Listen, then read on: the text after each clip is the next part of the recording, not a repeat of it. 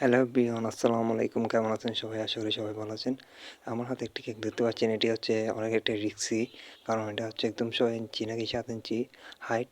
So আমি merchant আপু request করছিল, ভাই একটু যাতে সেফলি নিয়ে যান, সেফটিভাবে নিয়ে যান। আমি তাই চেষ্টা করতেছি সেফটি নিয়ে যাওয়ার জন্য।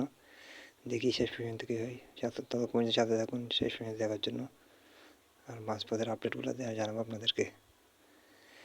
এখন চলে আসলাম আপনার কাতারগঞ্জ বৌদ্ধবিহারের সামনে। আর এখানে একটাই সমস্যা, কাতারগঞ্জের এখানে পাশে যে মঙ্গলে ঢুকতে সবসময় পানি জমে থাকে। এর একটু কষ্টকর সবার জন্য, মানে নালার পানি তো খালের পানি, কোন সময় মানে একটু বুঝতেছেন কী হয়। যাই হোক, এগুলোকে শেষ করে দিয়ে চলে আসি এখন 5 আবাসিকে। আমিও রানিং আছি খুব, মানে রাস্তা খালি আছে, টানতেছি, ইচ্ছে মতো টানতেছি। এখন চলে যাচ্ছি ড্রপ লোকেশনে, দেখি কতটুকু ড্রপ লোকেশন পাওয়া যায়। আলহামদুলিল্লাহ ফাইনালি ড্রপ লোকেশনে চলে আসলাম। এই যে হচ্ছে ড্রপ লোকেশন, এবিসি কনকোস্ট বিল্ডিংটা, যেটা হচ্ছে পুরো হসপিটালের সামনে। এরপর দারোয়ান ভাই বলতেছে, ভাইয়া সাইকেল নিয়ে ভিতরে চলে আসেন।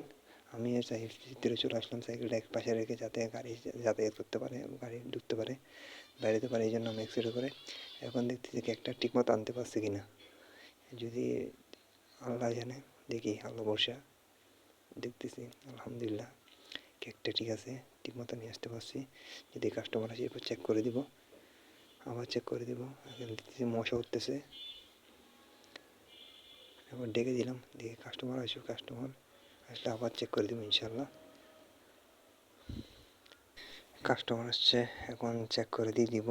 এতক্ষণ যে যারা সাথে ছিলেন সবাইকে ধন্যবাদ, সবাই আমার জন্য দোয়া করবেন। আল্লাহ হাফেজ, আসসালামু আলাইকুম।